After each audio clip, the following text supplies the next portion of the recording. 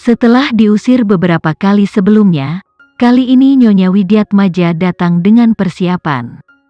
Dia akan menggunakan kekuatan media untuk menekan Sheila dan Vano. Tabloid dan rumor seharusnya cukup untuk membuat masalah di surga. Dengan kata lain, karena mereka mempersulit hidup putranya, dia juga akan membuat hidup Sheila dan Vano menjadi seperti neraka. Namun, sebelum Vano muncul, para wartawan tidak akan berani menulis tuduhan tak berdasar. Namun, saat dia melakukannya, segalanya akan menjadi jauh lebih rumit. Buka pintunya. Vano tampaknya tidak mempermasalahkan implikasinya saat dia memerintahkan lagi dengan lebih banyak kekuatan kali ini. Kinan menghentikannya. Biarkan aku yang menangani ini. Tidak perlu. Vano menariknya ke belakang dan menatap matanya. Aku tidak ingin kamu khawatir tentang hal kecil seperti ini.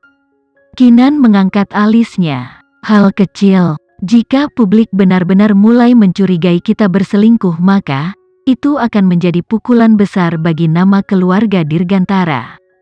Namun, Vano sepertinya tidak mempermasalahkan semua ini. Buka pintunya. Vano memerintahkan lagi. Para penjaga tidak berani mengabaikan perintahnya lagi sehingga mereka bergerak untuk menurutinya. Risa bergabung dengan mamanya dalam penghinaan. Segala macam hinaan keluar dari mulut mungil mereka. Kamera terus berkedip. Mencoba sebagai keamanan mungkin untuk menghentikan mereka, itu tidak berhasil. Tempat itu benar-benar kacau. Jika kamu tidak keluar sekarang, aku akan membakar tempat ini sampai rata dengan tanah. Aku akan membakarmu sepasang pelacur hidup-hidup. Nyonya Widyatmaja menggeram marah dan akhirnya pintu depan villa perlahan terbuka. Membakar kami hidup-hidup, aku tidak keberatan melihatmu mencoba. Suara berwibawa Vano melayang melintasi halaman saat sosoknya yang tinggi berjalan keluar dari balik pintu. Semua orang yang hadir tercengang. Nyonya Widyatmaja menepuk para reporter di sekitarnya dengan penuh semangat sambil menunjuk ke arahnya. Kamu tahu, Vano ada di sini. Tuduhanku semuanya benar. Para reporter menarik perhatian dan, seperti gerombolan orang gila, merobohkan penjaga gerbang saat mereka maju ke depan dan kemudian berkerumun di sekitar Vano. Lampu kamera tidak pernah berhenti. Seolah-olah mereka semua lupa dengan siapa mereka berhadapan. Tatapan dingin Vano menyapu kerumunan orang dan membuka bibirnya untuk memerintahkan, hancurkan semua kamera dan ponsel kamera di sini. Patahkan kaki mereka yang berani lari, hancurkan semuanya. Kelompok pengawal pribadinya yang terlatih bergeram ke kerumunan dan mulai bertengkar dengan para wartawan. Dalam waktu sekitar 1 atau 2 detik, satu demi satu kamera terlempar ke lantai dan hancur berkeping-keping. Apa yang kamu lakukan? Kameraku? Tidak. Ini ilegal. Perusahaanku akan menuntut. Para wartawan marah tetapi juga takut. Setelah pengawal mengurus semua alat perekam, mereka dengan cepat mengatur perimeter di sekitar reporter, tidak memberi mereka kesempatan untuk melarikan diri. Beberapa wartawan yang awalnya berjuang ketakutan menjadi tidak bergerak. Nyonya Widyatmaja dan Risa menatap tercengang saat ini terbentang di depan mata mereka. Mereka tidak menyangka Vano akan begitu kejam. Mereka saling berpelukan karena terkejut dan sebelum mereka sempat pulih, tatapan mematikan Vano jatuh pada mereka. Tahan mereka berdua dan kirim mereka ke kantor polisi. Aku menuntut mereka atas pencemaran nama baik dan fitnah. Baik, Pak. Beberapa penjaga bergerak untuk menarik mereka pergi. Biarkan aku pergi, kamu tidak bisa memperlakukan orang tuamu seperti ini.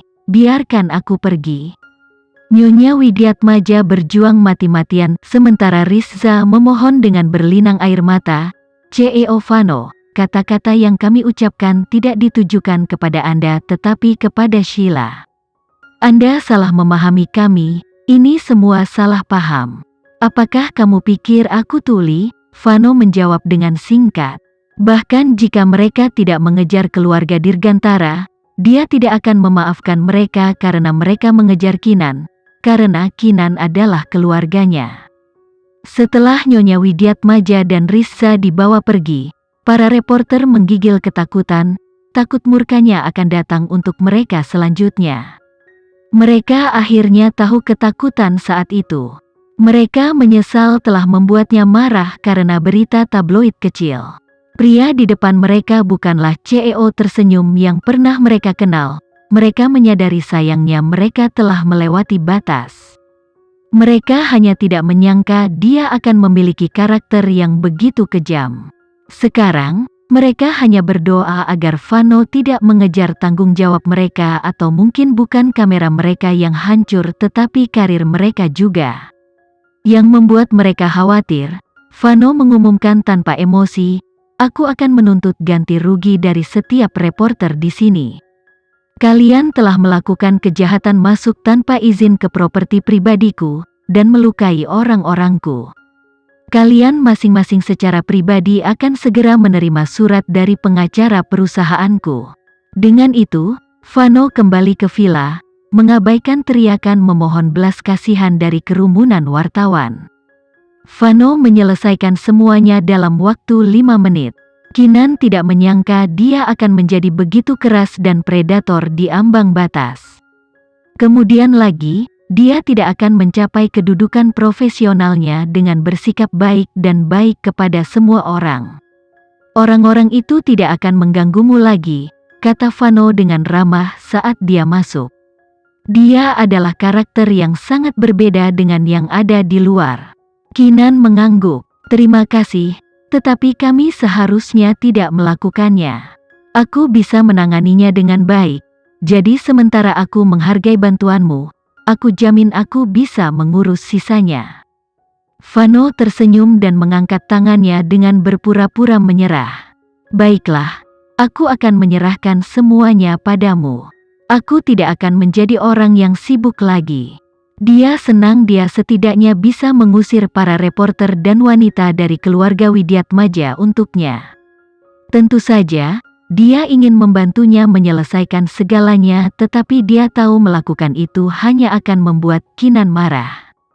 Dia tidak ingin bergantung pada siapapun, dia telah membuatnya sangat jelas. Lebih jauh lagi, mungkin lebih baik bagi Kinan untuk menginterogasi Arkan, karena dia tahu pertanyaan apa yang harus diajukan. Arkan tidak tahan lagi dengan siksaan dan menyetujui pengakuannya. Dia lebih suka waktu penjara untuk melanjutkan penghinaan yang telah mereka siapkan untuknya. Arkan mengertakkan gigi dan menderita melalui semua yang mereka lemparkan padanya, dan mereka akhirnya menghancurkannya ketika mereka mengatur agar dia berbagi sel dengan sekelompok narapidana yang membungkuk dengan cara tertentu. Untuk pria seperti Arkan, yang menghabiskan seluruh masa dewasanya sebagai pemain, dia lebih baik mati daripada berakhir di pantat seseorang. Maskulinitas terkadang sangat rapuh. Arkan berjanji dia akan mengungkapkan segalanya selama dia bisa diselamatkan dari bermain ambil sabun dengan anak laki-laki. Setelah Kinan mendengar itu, dia akhirnya setuju untuk bertemu dengannya. Arkan dibawa ke ruang interogasi dengan keamanan tinggi. Segera setelah dia dibawa ke sana, pintu terbuka untuk mengungkapkan Kinan yang perlahan masuk. Arkan bersandar di kursi dengan lemah saat dia mengangkat matanya untuk menatapnya. Ada banyak emosi di matanya. Ada kebencian yang diharapkan tetapi juga kesunyian. Sebelumnya, dia adalah penyiksa, tetapi sekarang meja telah berubah dan dia yang tersiksa. Arkan benar-benar tidak menyangka wanita yang pernah ditamparnya kapanpun dia merasa bisa merencanakan skema dengan sangat hati-hati untuk menjebaknya. Dia seperti wanita baru. Dia bahkan bisa menyematkan sesuatu seperti pencurian online padanya. Dia benar-benar mengesankan. Dengan kata lain, jika bukan karena dia tidak akan berakhir seperti itu. Oleh karena itu, ketika dia melihatnya masuk, Arkan menyerang partisi yang memisahkan mereka berdua dengan seluruh kekuatannya. Layar bergetar hebat.